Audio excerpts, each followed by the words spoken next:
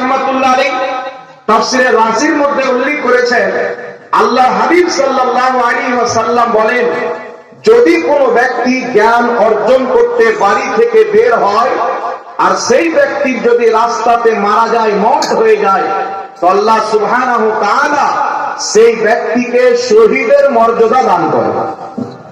শাহাদাতের মওত হলে যেমন ফজিলত পাওয়া যায়, ইলমে দ্বীন শিক্ষা করতে গিয়ে যাওয়ার পথে বা আসার পথে যদি মারা যান, তাহলে আল্লাহ পাক ওই শাহাদাতের মর্যাদা আপনাকে দান করেন।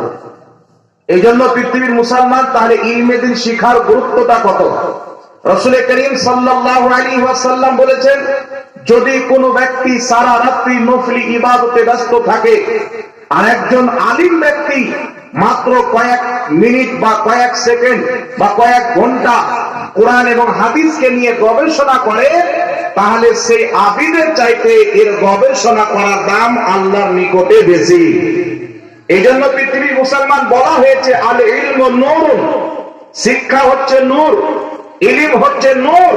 যে ব্যক্তির অন্তরে ইলম চলে যাবে, সেই ব্যক্তির দুনিয়াও আলোকিত হয়ে যাবে, আখিরাতও আলোকিত হয়ে যাবে।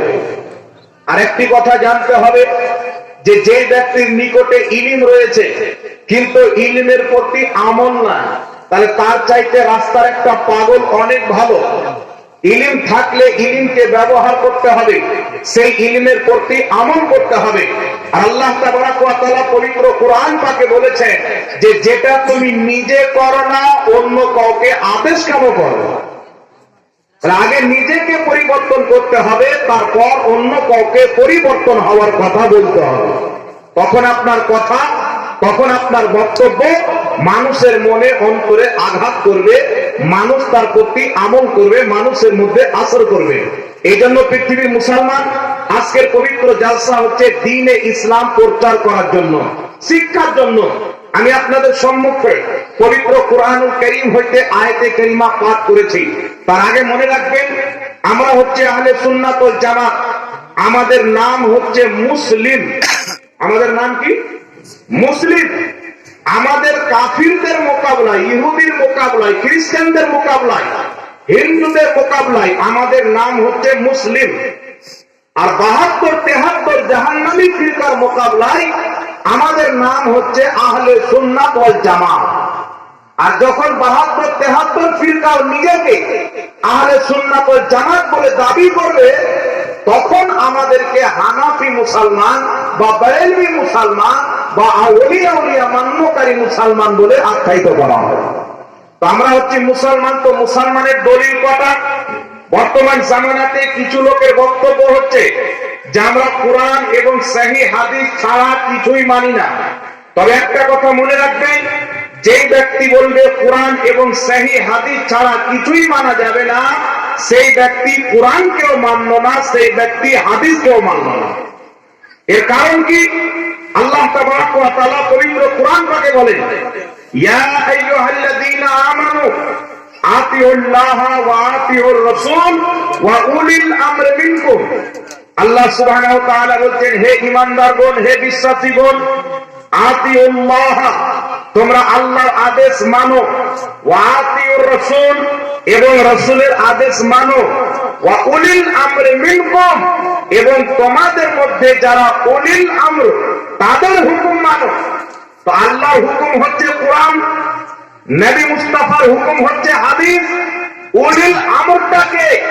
তো এই আয়াতের তাফসিরে সাহাবী রাসূল হযরত আব্দুল্লাহ ইবনে আব্বাস রাদিয়াল্লাহু তাআলা আনহু তাফসিরে আব্বাসের মধ্যে লিখতেছেন যে উলিল আমরের অর্থ হচ্ছে হক্কানি আলিম ফকিহ মুজতাহিদদের হুকুমকেও তোমরা মানো। বলুন সুবহানাল্লাহ।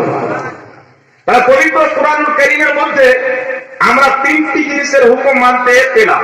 এক, আল্লাহর হুকুম, রাসূলের হুকুম, আর হক্কানি মুজতাহিদ তবকার আলিমদের হুকুম মানতে আল্লাহ পাক বলেছেন। তো এখন বলেন বাবা, যদি কোনো ব্যক্তি বলে কোন ইমামের কথা মানবো না, কোন ফকিহ মুজতাহিদের কথা মানবো না, তাহলে সেই ব্যক্তির কি কোরআন মানা হলো? কোরআন পাক বলছেন হক্কানি আলিমদের হুকুম মানো, মুজতাহিদদের হুকুম মানো, ফকিহদের হুকুম মানো।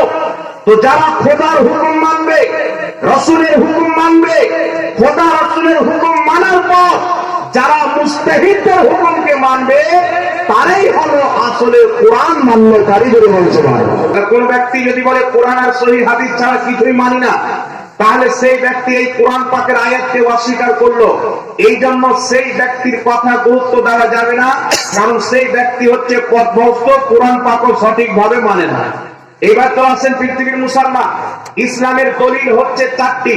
আহলে সুন্নাত ওয়াল জামাতের মতে ইসলামের দলিল হলো চারটি। কিতাবুল্লাহ, আল্লাহর কিতাব কোরআন, সুন্নাতে রাসূল অর্থাৎ হাদিস শরীফ, তৃতীয় নাম্বার হচ্ছে ইজমা, চতুর্থ নাম্বার হচ্ছে কিয়াস। প্রত্যেক মাদ্রাসায় একটি কিতাব পড়ানো হয়, যে কিতাবটির নাম হলো উসুলুস সাসি। এই কিতাবের মধ্যে লেখা আছে ইসলামের দলিল হলো চারটি: কোরআন, হাদিস, ইজমা, কিয়াস। আর যেই যেমন ভাবে কোরআনকে অস্বীকারকারী কাফির হয়ে যায়, হাদিসকে অস্বীকারকারী কাফির হয়ে যায়, তেমনি ভাবে কোন কোন ক্ষেত্রে ইজমাকে অস্বীকারকারী কাফির হয়ে যায়।